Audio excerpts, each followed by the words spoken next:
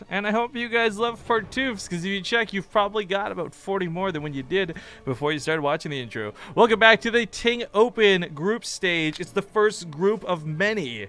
And you guys are watching the North American one here on Base Trade TV. Thank you for tuning in. I am, of course, Rifkin, casting with my good friend Zombie Grub.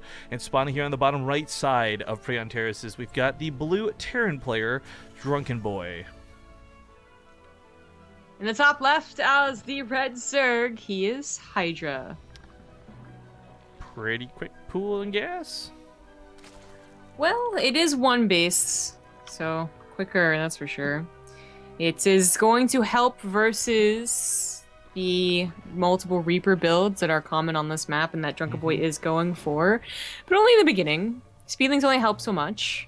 Yeah. So you need to transfer over to those roaches. The best players make Speedlings look non-effective. The best Zerg players make Reapers look non-effective. It really is. It's going to come down so much to control for both of these guys. But so far in this series, this might just be a 3-0, all things considered. I don't know. I'm cheering for Drunkenboi, of course. We got that Terran bias going strong as always here on Base Trade TV. But Hydra looks unstoppable. And that I got to be honest a little bit, that Burrowed Roach build almost felt a little bit trolly, if we're going to be honest. A little. I could agree with that. Honestly, any point that we see burrowed roaches feels a little trolly or a little like I'm already winning, but I guess in TvZ they're not so bad.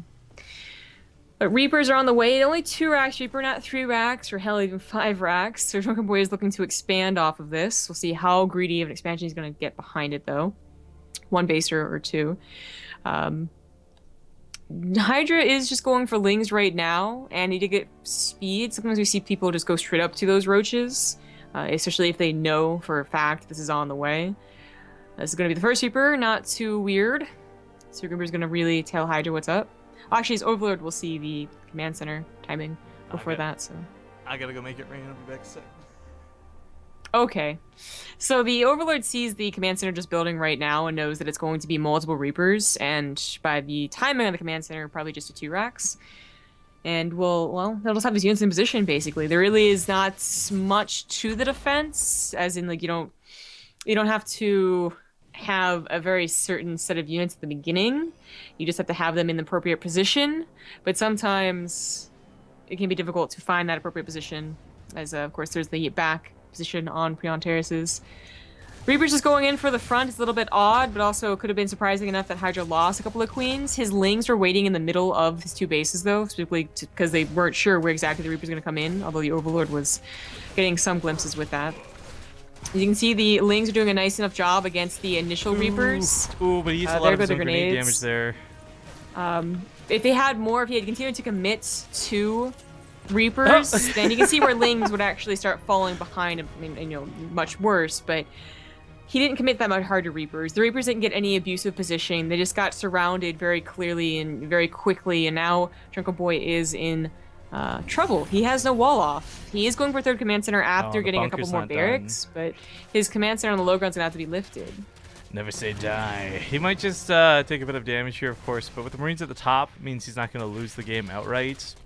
But you're right, like, the Orbital's definitely going to need to be lifted. There's no way he holds on to this position with what he currently has, and Hydra is moving on towards a Bailing Bust next. Now, Drunkenboi, the plus side to this, right, he's going to have more barracks, a factory, he's got reactors already finished. He is going to have a lot of Marines to work with. That being said, Hydra is still going to be slamming him pretty hard, and Hydra is, after all, on a gold base economy to top this off. Going into another gold base, by the way. Or Drunkenboi, he could try and get the 3rd as a gold base as well, as it's finished up in his main, but it's a lot riskier for the Terran player to do that, especially if you're already under so much pressure. His production isn't bad, but his tech is still a little bit behind. Of course, no starport quite yet. The factory just finished up. He could push out immediately with Stim and Medivacs and hold off on the combat shields, but it is risky. And with Hydra's lair already finished up, he could just go for Spire, and he does do that before anything else. No upgrades or anything like that. I was gonna say I was gonna talk about needing 6 Banelings to take out the depots and all that stuff, but actually, Drunkenboi's not sitting at the top of the ramp. He is sitting here. If he focuses down the Banelings, it might not go too badly, but he's not focusing. Tries to split last second, but it's slow. God. It's slow and bad, and I don't know. That feels like that's probably gonna be game. You can try and save as many SCVs as he wants, but it might not be game now. Yeah. His marine production would cover these lanes, but you gotta assume that there's more behind him, even though we know there isn't. No. It's gonna get stim. Oh god, that's definitely game.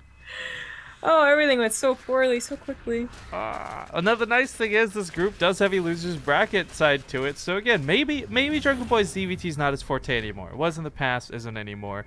Maybe he's got a better TVT and TVP, and chances are he may have the opportunity to fight Huck again if he loses to, or not again, but if he loses to Hydra in that winners bracket. But he will have to go through Masa first at this rate, because Masa does sit in the losers. Hydra and Huck will be going to the winners. And for those who don't know, on Base Raid TV, we do have formats a little bit differently, where we do make it losers bracket first, then winners, then finals. So whoever loses this will be the one playing up next again, and then of course Huck and Hydra if they end up winning. But I don't want to, I mean, it sucks. I don't want to count Drunkenboi out, but he is in such a shitty spot right now. His opponent is on 50 workers to his 19. It's double gold bases. Realistically, Hydra would have to actually fall out of his chair in real life and have, I don't know, Kawaiian take over for him or something. Like, I don't know. Like, there's no way I think he loses this game. There is no way. Not without Stim, too. Like, Stim, not even halfway done right now. The medevacs get seen. Oh my god. No, the worst luck. No chance to catch a break here at all. Nope. And now, the units are going to go back home and defend that. If he had blitzed, maybe instantly stimmed, for instance, on top of the third, he would have gotten a couple of drone kills. But there is no stim. There's no blitzing with these units. Blitz and chits. He is going to die. Once Hydra's ready to kill him. I mean, you think about it, though. Not having stim... Yeah. means you're not doing 10 damage to your own units.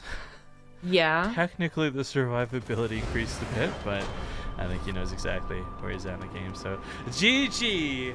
Ladies and gentlemen, Hydra will win the series 3-0 and go on to the winners match against Huck. But as stated before, they will have to wait a little bit of time, because we're going to first go to a commercial break in a moment, then get Masa and Drunkenboi ready to play. Mm-hmm.